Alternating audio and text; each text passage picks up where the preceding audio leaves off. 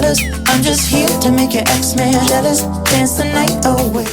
Hello and welcome back to another episode of what we're talking about on Wednesday. It is Wednesday, July the 19th. Yes, I had to look at a calendar because time is flying by and I can't believe it's frigging July. Hey, I rhymed. Anyway, excuse my energy. I'm a little sleepy, a little tired. It's been, as usual, it's busy. And, yeah, but let's get into it.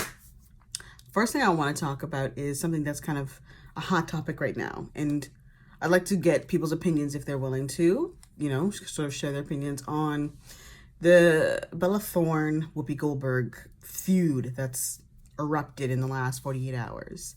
So as some of you know, The View is a show that hosts Whoopi Goldberg, Joy Behar, and usually 2 or 3 other women who I don't know. And they express their views and opinions about day-to-day topics, whether it be politics, music, acting, kind of like me, but on a higher level because they get paid to do it. And Whoopi Goldberg is specifically one of the most candid about their opinions and honest. And I respect and appreciate her. However, Bella Thorne does not. I guess Bella Thorne, I don't know how long ago this happened or when it happened, but Bella Thorne was being threatened by hackers if she didn't release or I guess give them money or whatever the case may be is. You can research that story. Basically, she was being threatened because hackers had hacked into her iCloud and found nudes. Now, she took these nude photos and they were on her phone and therefore on her iCloud, and the hackers decided that they were going to use it for some sort of leverage. So in order to take her power back, Bella Thorne decided she was going to release her nudes herself. So then there was nothing for them to release.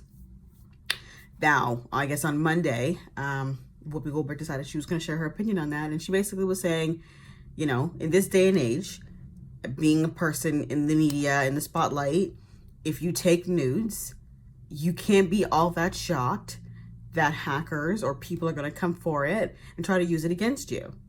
Now, I don't know how old Bella Thorne is. My assumption is she's probably young and kind of a little...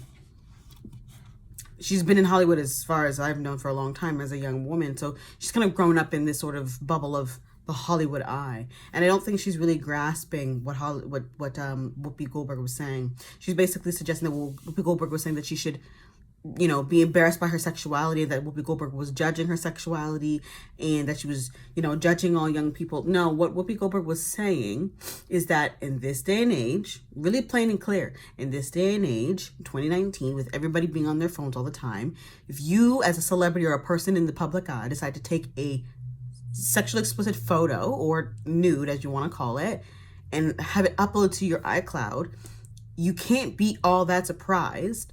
No, it's not right, but you can't be also all that surprised when hackers decide that they're going to hack into your items and your personal, you know, personal and secure iClouds and try to use those nudes for leverage. You're a person in the public eye. So, and you're taking nudes. Yes, you're all within your right, but at the same time, you can't be all that shocked by the behavior of these hackers. They don't have any moral high ground. They don't care. You made a choice to take those photos. You uploaded it or let it upload to your iCloud. Therefore, it becomes almost like a grab at for hackers. So she's behaving like people are judging her for her sexuality and judging her for taking the nudes. I don't really think that's the case. I think what Whoopi Goldberg is saying is in 2019, almost 2020, you can't be all that shocked. You can't be all that surprised by what's going on and how people are treating these nudes. And it's like, I don't really understand what else there is to really unpack in her statement. But Bella Thorne went on IG and, you know, expressed that she felt like she was being targeted. And I think that's just because she felt defensive about taking those nudes. I don't know the chick. I don't follow the chick. I don't know what she does. I think she's a model. I think. But she was kind of like, oh, shame on you, Whoopi, for judging me.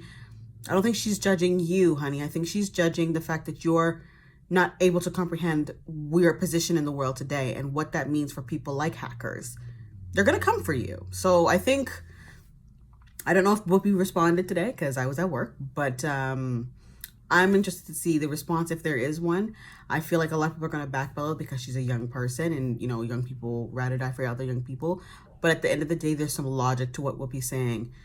Even as a normal person, if you take sexy photos and you send it to another person who you're just getting to know, you can't be all that shocked that they use it against you. No, it's not right, but it can happen. So be mindful of how you're doing things and who you're sending what and how you're taking photos. Okay, that's that.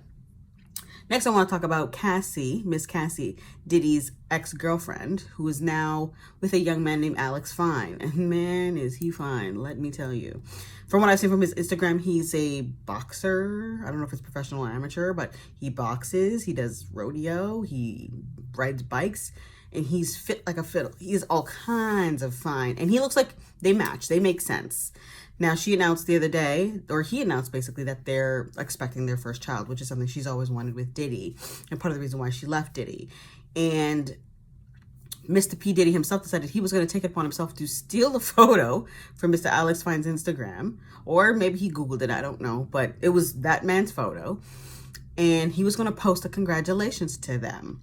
You know, congratulating them, wishing them all the best. Now, a lot of people are like, why did you do that? Why did you take the photo? Why did you feel you needed to make a post on your page about it? Why do you feel you needed to have such a big sort of spectacle of a response?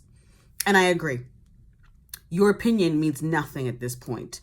It's nice that maybe you felt like, you know, the tabloids wanted to hear what you had to say. So you could have given a response to TMZ and been on your merry way. But you instead took a photo of them and put it on your Instagram to say congratulations. It's weird.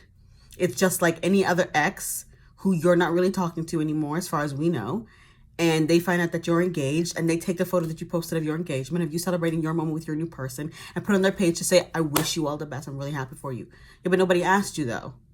Like, nobody really, your opinion is no longer important in this conversation of now Cassie and Alex. It's not Cassie, Alex, and Diddy, and you made it about you. I thought it was a little attention seeking, and I like Diddy normally, but he can be a little attention seeking, and I thought this move was an attention seeking move, so I'm not for it. I think he needs to sort of fall back and let her live her life, because you chose not to do what you wanted. You chose not to have a baby with her, which is your right, but let her have her moment now and step out the spotlight for a second.